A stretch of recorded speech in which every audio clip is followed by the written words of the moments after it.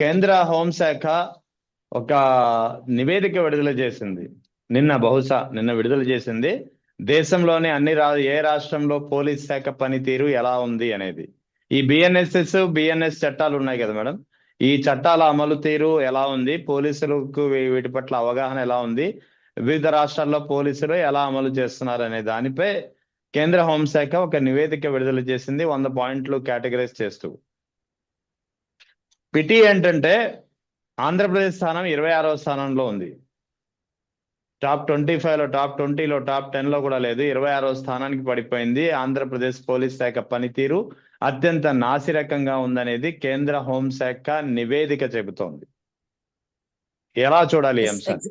Exactly అండి. అంటే కేంద్ర నిఘా శాఖలు గతంలో 30,000 పైచిలకు మంది ఆడబిడ్డలు తప్పిపోయారన్నటువంటి కేంద్ర నిఘా శాఖలు ఎవరైతే ఉన్నారో, నిఘా సమాచారాలు ఇవి ఇప్పుడు ఇప్పుడు ఇప్పుడు కూడా ఏమైనా ఇన్ఫర్మేషన్ ఇస్తే బాగుండు గౌరవ ఉప ముఖ్యమంత్రి వర్యులకి. నేను ఒకటే అడుగుతున్నాను, ఆ టైంలో తప్పు జరిగిందని మీరు చెప్తే తప్పట్లు కొట్టిన మాకు, ఈ రోజు తప్పులు జరుగుతున్నా, మీ కనుసన్నల్లో జరుగుతున్నా, మీరు నిమ్మకు నీరెత్తినట్టు ఉంటూ, మీరు మౌనం పాటిస్తూ, మీరు ప్రశ్నించకపోతే మాకు తప్పట్లు కొట్టాలా, లేకపోతే మిమ్మల్ని తిట్లు తిట్టాలా, లేకపోతే మిమ్మల్ని ప్రశ్నించాలా, ఏం చేయాలో అర్థం కాని సందిగ్ధ పరిస్థితి. మేం చెప్తే ఆ బురద జల్లేసినారు రజనీ గారు, కుట్ర కోణంతో పార్టీలోంచి బయటికి వెళ్ళారు కాబట్టి అంటారు. ఏమంటే అన్నానేమో అనుకోండి పాపం. నీతి ఆయోగ్ ఏం చెప్తుంది? లేకపోతే ఇందాక సార్ చెప్పినట్టు కేంద్ర నిఘా సమాచారాల శాఖకి పైన ఉన్నటువంటి వారు ఎవరైతే టాప్ 10, టాప్ 20లో కూడా లేదు, 26లో ఉంది అంటే అంత లాస్ట్ ర్యాంక్ రావడానికి గల కారణం ఏంటండి? మీరు ఒకవేళ హోంశాఖ వారిని అమర్ గారు అనుకుంటా, మినిస్టర్ అమర్ గారు మేకప్ మీద ఉండే శ్రద్ధ అన్నట్టుగా ఏదో మాట్లాడితే, ఒక ఆవిడ మేకప్ వేసుకుంటదిలేండి అంటూ మాట్లాడగానే అది ఆవిడేనని మీరు భావించి ఆవిడని అలా అంటారా అంటూ మీరు ఒక లెటర్ రిలీజ్ చేసినారు. చాలా సంతోషం, మీరు మహిళ పట్ల ఇంత చిత్తశుద్ధిగా ఉన్నారు మా అన్న అంటూ మేము చాలా సగర్వంగా చెప్పుకుంటాం. అదే మహిళా హోంశాఖ మంత్రివర్యులు ఈ రోజు 26లోకి వెళ్ళిపోయింది. అంటే నేరాలు ఘోరాలు రాష్ట్రంలో పెరిగిపోయి, అంటే అంటే కేంద్రం నిర్ధారించినటువంటి ర్యాంకులో ఎందుకు వెళ్ళిపోయావమ్మా అంటే క్రాఫ్ పై ఉండే శ్రద్ధ గ్రాఫ్ పై పెట్టు, కాస్త మంచి మార్కులు వస్తాయేమోనని శివ సినిమాలో ఒక పాట ఉంటదండి, క్రాఫ్ పై ఉండే శ్రద్ధ గ్రాఫ్ పై పెట్టని. సో అట్లా అట్లా దేని మీద శ్రద్ధ పెడుతున్నారు, దేని మీద పెట్టట్లేదు, దేని మీద అంటే ప్రభుత్వాన్ని కాపాడే దాని మీద చిత్తశుద్ధి పెడుతున్నారా, ప్రజల రక్షణ మీద నిర్లక్ష్య ధోరణితో ఉన్నారా? నేను మేకప్ గురించి మాట్లాడానండి, ఎందుకంటే ఎవరిష్టం వాళ్ళది. మాకు పౌడర్ పూసుకునే టైం కూడా ఉండదు. వారు రెడీ అయ్యి వస్తారు, వాళ్ళు గొప్ప వాళ్ళు, ఫార్చునర్ కార్లో ఏసీలో వస్తారు, మంచి ఏవిసి జ్యూసులు తాగుతారు, చక్కగా పొందిగ్గా కూర్చుంటారు. నేనైతే ఓపెన్ గా ఆవిడ చెవి కమ్మలు ఏం పెట్టుకుంటున్నారు, ఆవిడ జ్యువెలరీ ఏం పెట్టుకుంటున్నారు, ఆవిడ కాస్ట్యూమ్స్ ఎలా రెడీ అవుతున్నారని గమనిస్తాను. ఎందుకంటే సబ్జెక్ట్ ఆమెకు అవగాహన ఉండదు, ఆవిడ చెప్పలేరు, ఆమెని చెప్పనివ్వరు. కాబట్టి ఏముంది అక్కడ వినడానికి? హోంశాఖ మంత్రి వర్యులు ఏం మీటింగ్ పెడతారండి? ఏమి తెలుసు ఆవిడకి? ఏమి తెలుసు ఆవిడకి? పటమటలో సుహేల్ అనే ఒక వ్యక్తి గంజాయి స్మగ్లరు తప్పిపోయాడా? తప్పించినారా? పోలీస్ స్టేషన్ లో ఒక వ్యక్తి తప్పించినాడో, తప్పిపోయినాడో, పారిపోయినాడో, ఏం జరిగిందో ఆవిడకి తెలియదు.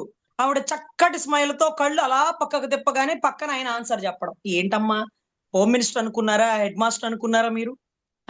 మీ మీద రాష్ట్ర భవిష్యత్ ఆధారపడింది. మహిళల పట్ల చిత్తశుద్ధిగా ఉండాల్సిన మీరు గుంటూరులో ఘటన జరిగితే మీరు ఇంతవరకు కనుచూపు మేరలో మీరు రాలేదు. మీరు రాకపోతేనే కదా ప్రతిపక్ష నాయకులందరూ కాకులై పొడుస్తారు. మీరు వచ్చి సమాధానం చెప్తే బాగుండు కదా. ఎక్కడో ఉండి ముఖ్యమంత్రి గారు ఆర్డర్లు వేయడం ఏంటో, 3 రోజుల తర్వాత మహిళా కమిషన్ గారు రావడం ఏంటో, నాకు అప్పుడే తెలిసింది, నువ్వెందుకు వచ్చావు నన్ను ప్రశ్నిస్తుంది ఏంటండి? నాతో ఆవిడికి పోలికేంటి? ఆవిడ క్యాబినెట్ ర్యాంకు.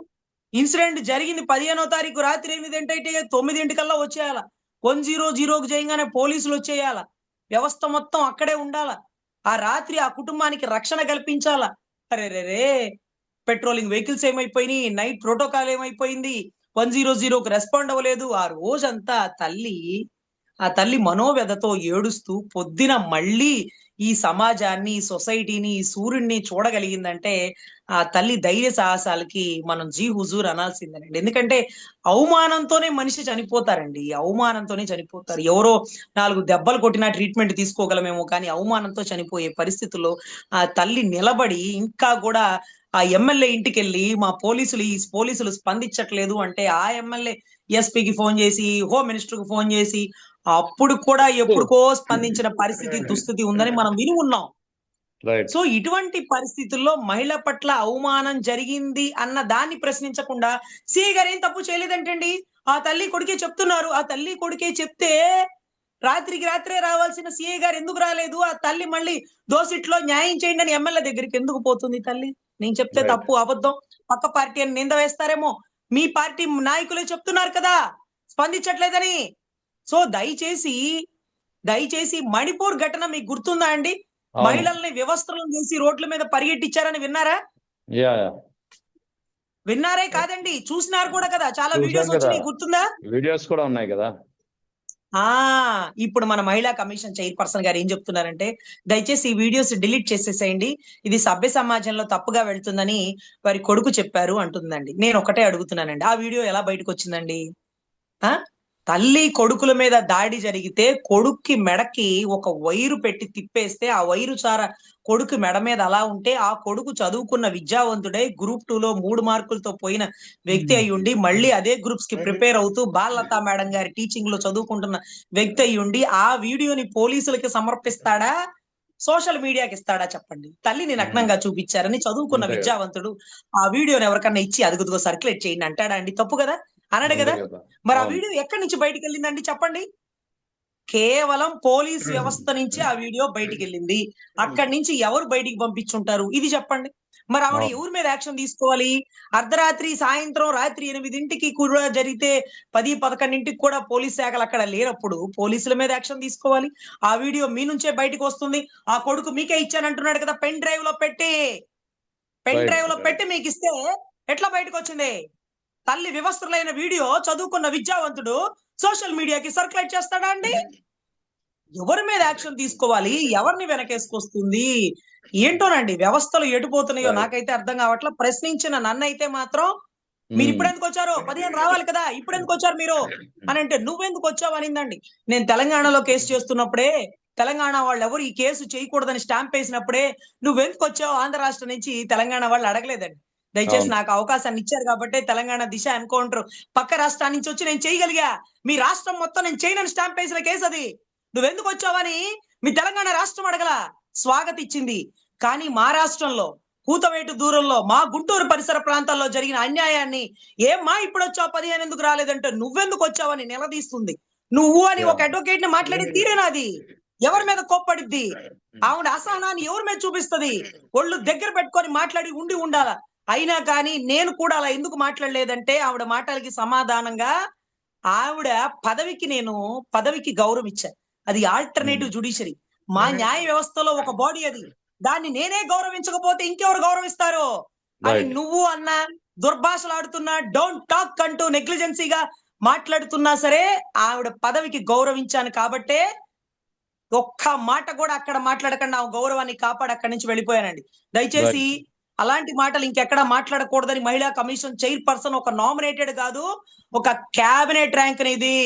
నువ్వు మాట్లాడాకే ప్రభుత్వం స్పందించాలి. ప్రభుత్వం, సీఎం అందరూ స్పందించాక మీరు రావడం ఏంటి? మిమ్మల్ని చూసి ప్రభుత్వం గడగడలాడాల. ప్రభుత్వం రైట్. నిర్ణయాలు తీసుకున్నాక మీరు రావడం ఏంటి? రైల్వే కోడూరులో మహిళని నడి రోడ్డు మీద కొడితే ఈవిడ రాలా. మచ్చుమర్రి విషయంలో ఆ ఏరియాకి పోయి ఆ బిడ్డకి న్యాయం చేయాలి. ఆ బిడ్డ ఉన్నదో పోయిందో ఇంతవరకు చెప్పలా. సో మహిళా కమిషన్ అంటే పాపం సాయి కృష్ణ తల్లి కూడా మహిళే కదండి. ఆవిడ బాధపడుతుంది కదా. మరి అక్కడ ఏం స్పందించిందో అది కూడా మాకు తెలియదండి.